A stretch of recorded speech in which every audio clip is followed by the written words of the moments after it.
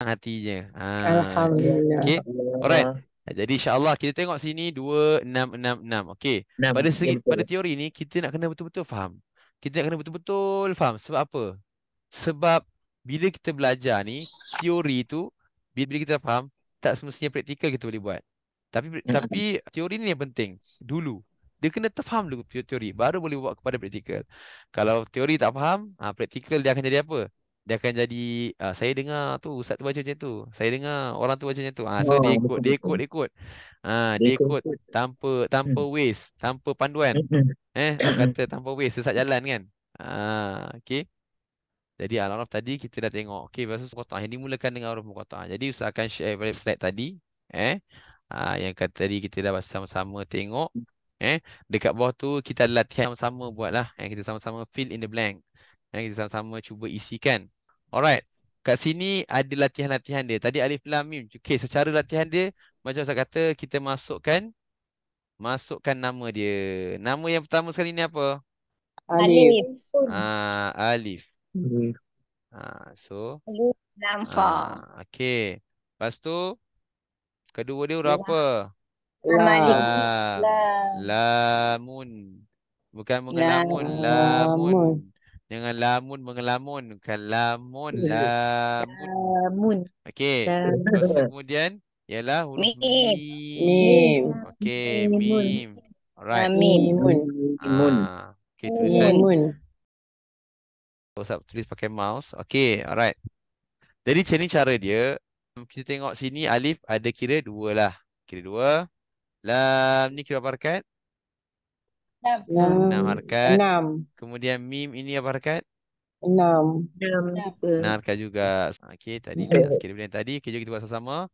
Depan sekali huruf Alif. alifun. Lam. Alif, lepas tu Alifun. sebelah Lam.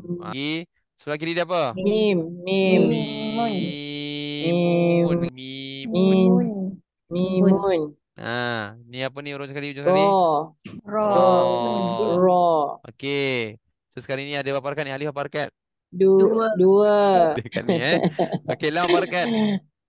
Lam. 6. 6 harakat juga. Mim Lepas tu 6. ro apa harakat? Ro 2. 2 harakat. Hayya tahara. 2 harakat. Okey, senang je Ustaz. Okey, 12, lagi pula bawah 14, ni. 16. Apa dia? Alif. 14. Itu 14 harakat. Lepas tu apa sekali semua sekali? 8.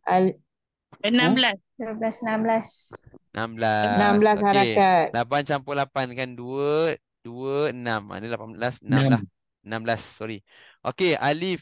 Kat sini alif. Okey, lepas tu Mimun. Lam. lam. Okey. Okey, ni apa? Mimun. Mimun. Mimun. Okey, sadun. Sekarang ni kita tengok. Sekarang ni kita tengok kat sini. Berapa harakat alif? 2. Lam berapa harakat? 6, 2. 6. 2, 6, 6, 2. Betul ke 2 tu Kak Azhar? Weh, betul ke? Tengok rosat tu berapa harakat tu. Hai. Jadi yang pertama tu. Okey, so ni 6. Okey. So 2, 6, 6. 6. Okey. Kalau kita rasa 20 harakat. kalau kita hayya tahara je. Kita ragu-ragu. Okey, ni huruf contohnya huruf sad ni. Dia 2 ke 6 harakat baca hayya tahara. Dan tu ada tak huruf sad? Tak ada. Maknanya confirm huruf 6 harakat. Gitu je. 6 harakat confirm macam tu. Kalau ada hayya tahara, huruf ta. Ada 2 harakat je dah.